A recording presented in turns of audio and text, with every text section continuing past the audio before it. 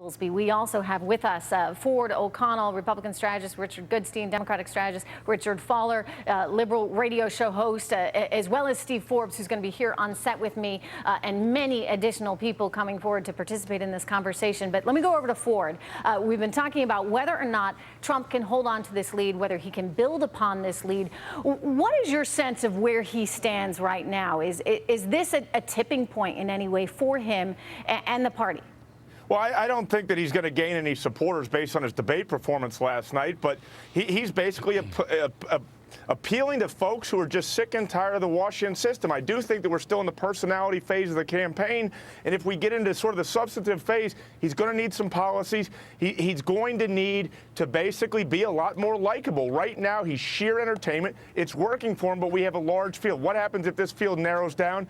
Donald Trump might be in trouble, where do those right Ben now Carson voters go? I mean, Rich Goodstein, what would you say? Where do you think Dr. Carson's support and Carly Fiorina's support and the rest of them would go if it's not to Trump? I mean, as scary as the silent majority is, they're now awake and they are supporting him. So he's got to figure out a way to keep them supporting him until the Iowa caucus. Richard, let me just say one thing about Trump. He is hitting what we call in political communications the responsive chord, and he's strumming it like a banjo, okay? Now, do I think that this could eventually die down and we could have Trump fatigue if he doesn't find a way to morph going forward? Absolutely. But I'm going to tell you something. The 3 months he's been in there, he has been one heck of a political strategist in terms of understanding how to adapt and overcome the situation. And he hasn't even hired any of you guys. Think about that. That's not true, Trish. He actually has hired a few. Well, jump it. Has he hired any strategists? I mean, real political strategists. He has hired and fired several strategists. He actually got some from AFP earlier this year. Well, if this is a guy who seems that like a banjo. What's then that? It is the theme song to Deliverance. I mean, that's the banjo music is playing. Austin this thing is not going anywhere good. But he's not going anywhere either. And that's the most important thing to understand. I think he stays in until Iowa. He has the money to do it. And that's what makes him so potent and so powerful and almost the biggest threat to all the other people running for the GOP nomination. Let me say one more thing to you, to Fowler for a second. It's the law of large numbers. The more candidates that stick it out in this field, the better off Trump is. And if I do think that Ben Carson and Carly Fiorina were to die out, do I think that some of their votes would go to more establishment candidates? You bet I do. But some of them might go to Trump if he figures out how to adapt and overcome. All right, gentlemen, listen to this. Right. This is him just moments ago. They're speaking in Rochester, New Hampshire at a town hall event talking about how we owe everybody so much money. Watch this.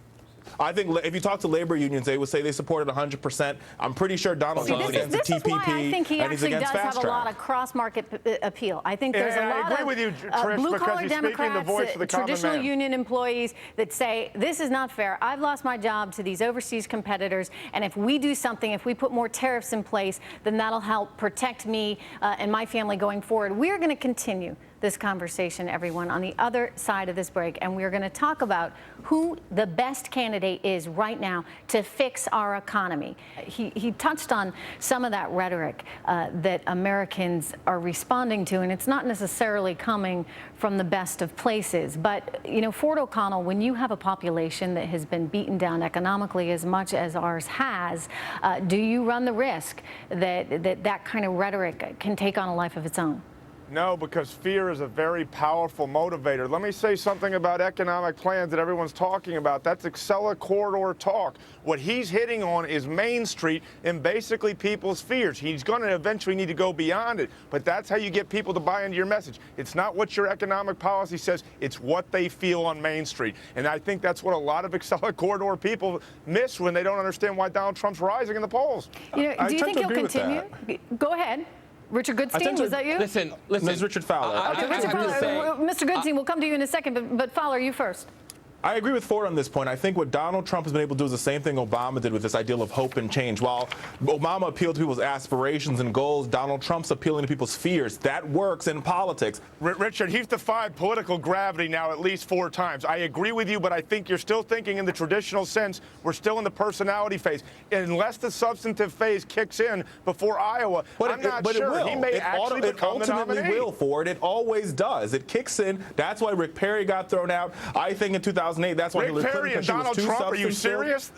They're not even it's the in the same thing. ballpark. What are you talking about? These are the same sort of amorphous ideals that we heard of. Him tapping into this fear that people have right now. I mentioned some of the sort of more darkly colored language. Listen to this. Here's what he said moments ago there in New Hampshire.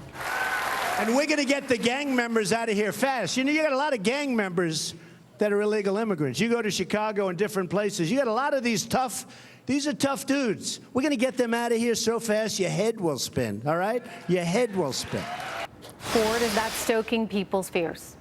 Yes, it is, but you have to understand something. Vets and illegal immigrants may not be racially related, but it's emotionally related. Republican primary voters feel that our vets should be treated like gladiators when they come home, and they should get all the spoils of the government, not kicked to the ground like hobos. And when people see illegal immigrants availing themselves of the law and the benefits of this country, it drives Republican primary voters insane. That's true. That is very true, Ford. That is very true, but herein lies the problem. What we've seen over and over again from Republicans right here in Congress is this idea that they're going to cut veterans' benefits and talk about supporting veterans. So if Donald Trump is going to come to Washington and come up with real solutions and properly fund the veteran administration and properly fund our veterans, and I'm all for it, and I think a lot of Democrats will be for it. But he's not going to do it because the party won't let him. Thanks so much for joining. We're going to stick with this issue of the economy.